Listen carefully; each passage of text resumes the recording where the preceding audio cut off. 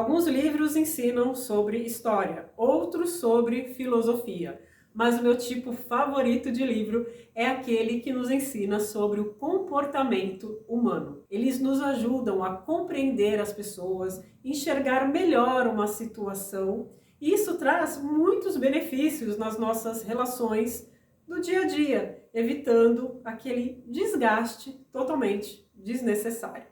Hoje eu vou comentar com vocês a respeito de 7 escritoras que fizeram isso com brilhantismo. Elas tinham realmente um olhar muito apurado para esse comportamento humano. E é inevitável a gente terminar o livro com algum aprendizado. Aliás, eu espero aumentar essa lista de escritoras, incluindo Elizabeth Gaskell, que finalmente eu vou ler. Agora, em julho e agosto, nós leremos aqui na área de membros do canal o famosíssimo Norte e Sul.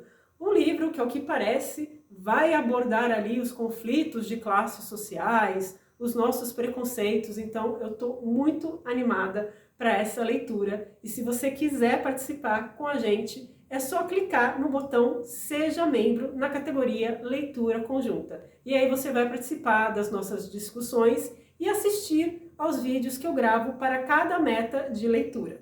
Se você quer saber mais a respeito, é só acessar aqui o box de informações. Vamos começar então a comentar sobre essas escritoras e alguns livros que me marcaram bastante nesse sentido. E o primeiro que eu separei aqui é um que eu tenho há muito tempo, As Horas Nuas, da Lígia Fagundes Telles. Esse foi o meu primeiro contato com a escritora. Eu tenho essa edição bem antiga que eu comprei em um sebo há muitos anos.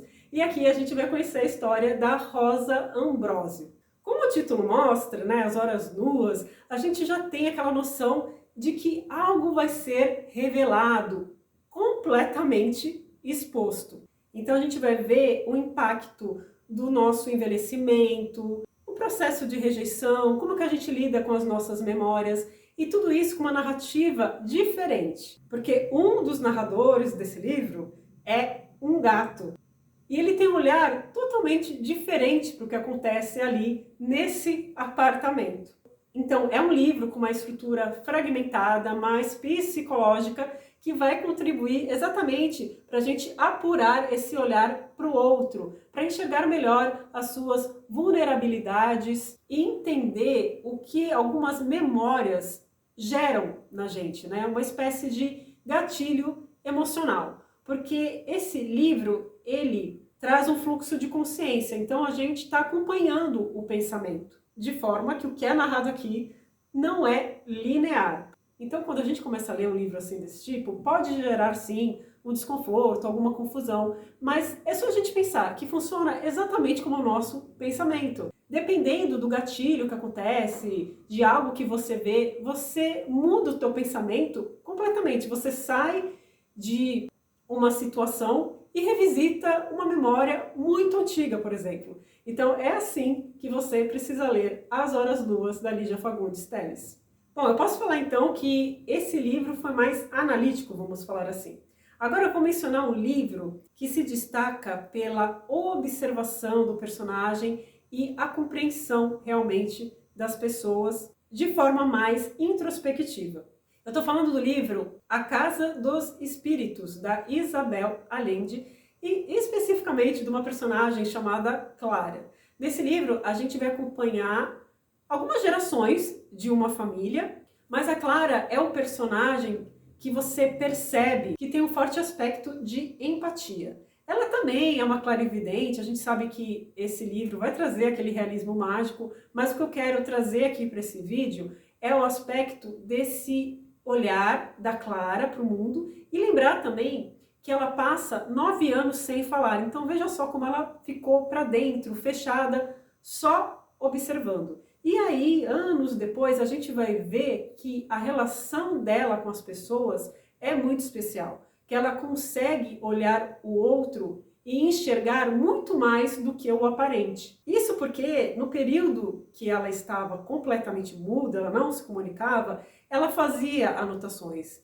Então ela tinha um caderno que ela manteve por toda a sua vida e que mostrava o quanto ela era observadora e conseguia perceber coisas que passavam muitas vezes despercebidas por outras pessoas. Então, é uma lição realmente de como você deve se doar um pouquinho mais para o próximo, realmente observar e não julgar tanto. Bem que em certo momento da trama, não é que ela vai julgar necessariamente, mas ela vai conseguir se posicionar, o que é muito importante também. Então, ela não é aquela personagem que aceita tudo, que é totalmente passiva. Não. Ela tem um jeito diferente de lidar com o mundo, isso também é um aspecto bem forte dessa personagem, mas que consegue, sim, em muitos momentos, se conectar muito bem com o seu próximo. E eu tirei aqui da estante Jane Eyre, de Charlotte Brontë, um dos meus livros mais queridos, se não for o mais querido, eu tenho muito carinho por essa história. E aqui a gente vai conhecer essa protagonista que tem uma força de caráter, uma dignidade, um valor realmente, uma moral muito grande. Então aqui a gente vai ter esse olhar para o outro se respeitando muito, respeitando os seus valores, sabendo o que você quer e não cedendo em algumas situações que eu acho que muitas pessoas cederiam, se você conhecer aqui toda a história do livro. A Jane Eyre é uma personagem que ela sofre muito desde a sua infância, então ela acaba criando também esses mecanismos de defesa, sendo muito observadora, porque ela descobriu desde muito cedo que ela precisa identificar realmente a verdade do que está sendo dito para ela. Será que há alguma outra intenção, segundas intenções por trás daquele discurso? Então esse olhar da Jane Eyre, mais apurado para o mundo, muito digno, com certeza traz muitas lições e reflexões para o leitor. Agora vamos falar de um livro diferente chamado Só Garotos, da Patti Smith. Esse livro, aliás, a gente leu aqui na área de membros do canal no ano passado. E essa história, né, essa narrativa, na verdade, porque ela está contando ali a história da sua vida, vai mostrar esse olhar do artista, de enxergar além, realmente, além da aparência, o que está na essência ali da pessoa. Porque a gente vai ver a amizade entre a Patti e o Robert Mapplethorpe. Eles eram muito jovens, se conheceram em Nova York. Ela sempre teve aquele olhar mais compreensivo também, de aceitar o outro realmente como ele é. Porque em determinado momento, o Robert assume a sua homossexualidade e a Patti lida bem com isso. Apesar do amor romântico que existia ali entre os dois, ela aceita os novos relacionamentos em que o Robert se envolve e mantém a sua amizade, a sua lealdade a ele. E até em momentos como, por exemplo, quando ela está morando no Hotel Chelsea, onde ela conhece grandes astros da época, ela que ainda, né, não era famosa, a gente vê que ela tem aquele olhar para o humano, exatamente. Não para o rockstar, mas para aquela pessoa que passa por dores, que tem muitos momentos de vulnerabilidade. Então ela tem esse olhar mais completo, mais amplo. Agora, se você quer observar não apenas o indivíduo, mas ver como o coletivo impacta muita gente, leia As Ondas, da Virginia Woolf. Então a gente vai ver aqui tanto essa parte de conexão entre as pessoas, aqui um grupo de amigos, como também o efeito da passagem do tempo nessas pessoas. Então no livro você vai encontrar episódios de várias fases da vida desses personagens, e a cada momento você vai estar na mente de um personagem. Então você vai encontrar aqui monólogos interiores. Então é aquele livro que a gente está dentro da cabeça do personagem. Aqui então de 6 personagens. O que fica muito claro é o impacto que um tem sobre o outro. Então quando a gente pensar na identidade de cada um, a gente vê que a construção dessa identidade foi fortemente abalada pela vivência que eles tiveram entre si. Então a gente vai ver essas oscilações da vida, das frustrações, do luto, de momentos de alegria, essas ondas, né, que vão estar sempre oscilando, indo e vindo. E eu precisava citar também aqui nesse vídeo Frankenstein, da Mary Shelley. Quando eu li esse livro, eu lembro de ter comentado em algum vídeo que eu não amei de paixão, mas o que eu achei mais interessante nesse livro, para colocar aqui no vídeo, é essa questão do julgamento. Então, daquele olhar que vai somente ali no que está aparente, que não conhece de fato o outro. E que mesmo assim já cria ali todo um julgamento. Então a gente vê que esse olhar para o outro precisa incluir as suas ações, o que ele faz de verdade, como ele age, não apenas a sua aparência. E claro que o livro também vai mostrar muito os efeitos disso, né? O efeito de você ser julgado pela sua aparência, o efeito do isolamento e, principalmente, né, o efeito do abandono, porque se tem algum monstro aqui,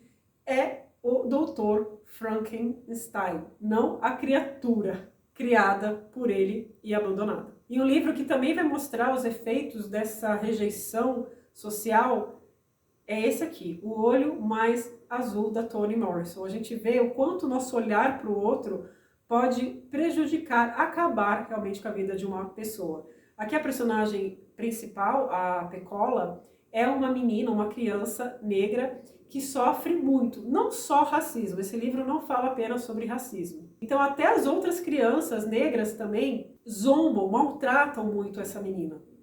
E ela sonha então, ela pede que seus olhos se tornem azuis, porque na época a referência de beleza, o padrão de beleza eram as meninas loiras, né, com os olhos claros. A beleza negra, a beleza de outras raças não era nada valorizada. Então nesse livro a gente consegue enxergar melhor esse preconceito, essa ideia que a gente constrói do outro, essa falta de empatia e principalmente a gente ter a consciência que esse nosso olhar para o outro, a forma como a gente trata o outro, tem muito impacto, tem muita relevância, sim.